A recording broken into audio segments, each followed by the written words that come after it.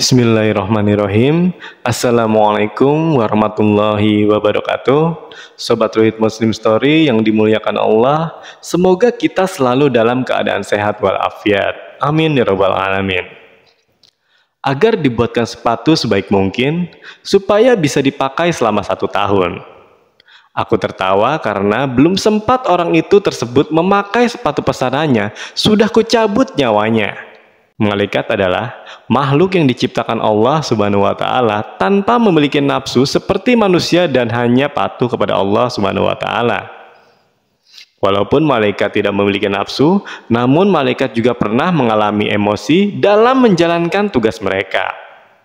Emosi yang dimaksud di sini misalkan marah, sedih, gembira, tertawa, dan lain sebagainya. Baiklah, di momen kali ini kita akan mengisahkan tentang malaikat Israil, malaikat yang bertugas mencabut nyawa. Di sini dikisahkan bahwasanya malaikat Israil pernah menangis, tertawa, dan bahkan terkejut ketika mencabut nyawa manusia. Bagaimanakah kisahnya? Namun untuk sobat-sobat seiman, untuk menyimak video ini sampai habis agar tidak terjadi kekeliruan dan salah paham. Sebelum kita masuk ke pembahasan, kita akan membahas tentang seperti apa malaikat maut ini. Malaikat Israil diciptakan oleh Allah Subhanahu wa Ta'ala berwujud serupa dengan malaikat Mikail. Baik wajahnya, ukurannya, kekuatannya, lisannya, dan sayapnya semuanya tidak kurang dan tidak lebih. Ada riwayat yang mengatakan dia berwajah 4, yaitu 1 wajah di muka, 1 wajah di kepala, 1 di punggung, dan 1 lagi di telapak kaki. Dia mengambil nyawa para nabi dari wajah kepalanya, nyawa orang mukmin dengan wajah mukanya, nyawa orang kafir dengan wajah punggungnya, dan nyawa seluruh jin dengan wajah telapak kakinya. Setiap mulutnya ada 1 juta lidah, dan setiap lidah bisa berbicara 1 juta bahasa.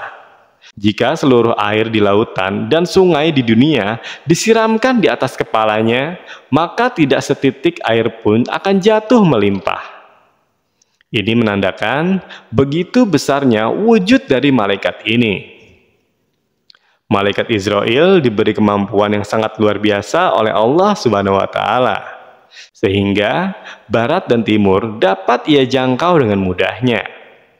Sobat-sobatku seiman, kita akan kembali ke cerita. Kisah ini ternukil di dalam kitab Taksiroh karya Imam Al-Qurtubi yang menceritakan dialog Allah Subhanahu wa Ta'ala dengan malaikat pencabut nyawa Israil. Ketika itu, Allah Subhanahu wa Ta'ala sedang bertanya kepada malaikat maut, "Apakah kamu pernah menangis ketika mencabut nyawa anak cucu Adam?" Malaikat Israil pun menjawab, "Aku pernah tertawa, pernah juga menangis, dan pernah juga satu waktu aku terkejut dan kaget." Kemudian Allah Subhanahu wa Ta'ala bertanya lagi, "Apa yang membuatmu tertawa?" Malaikat maut menjawab, "Ketika aku bersiap-siap mencabut nyawa seseorang, aku melihatnya berkata kepada si pembuat sepatu agar dibuatkan sepatu sebaik mungkin, supaya bisa dipakai selama 1 tahun. Aku tertawa karena belum sempat orang tersebut memakai sepatu pesanannya, sudah kucabut nyawanya." Lalu Allah melanjutkan pertanyaannya, "Lalu hal apa yang membuatmu menangis?" Maka malaikat Israil pun menjawab, "Aku menangis ketika hendak mencabut nyawa seorang wanita hamil di tengah gurun, padang pasir yang hendak melahirkan. Aku menunggu sampai bayinya dilahirkan, lantas kucabut nyawa wanita itu sambil menangis. Karena mendengar tangisan dari bayinya, tak ada 1 orang pun yang mengetahui kelahiran bayi tersebut." Allah Subhanahu wa Ta'ala bertanya lagi, "Lalu apa yang membuatmu kaget dan terkejut?" Maka malaikat maut menjawab, "Aku terkejut dan terkaget ketika hendak mencabut nyawa salah seorang ulama. Aku melihat cahaya terang benderang keluar dari kamarnya. Setiap kali aku mendekati cahaya itu, semakin menyilaukanku seolah ingin mengusirku. Lalu kucabut nyawanya disertai cahaya tersebut." Allah bertanya lagi, "Apakah kamu tahu siapa lelaki itu?" Malaikat maut pun menjawab, "Tidak tahu ya Allah." Lalu Allah berkata, Sesungguhnya, lelaki itu adalah bayi dari ibu yang kau cabut nyawanya di gurun pasir yang gersang. Dan akulah yang menjaganya. Dari kisah ini kita dapat memetik pesan bahwa nyawa kita bisa diambil kapan saja. Oleh karena itu, sebaiknya kita senantiasa mempersiapkan diri untuk menghadap kepadanya, kapanpun dan dimanapun.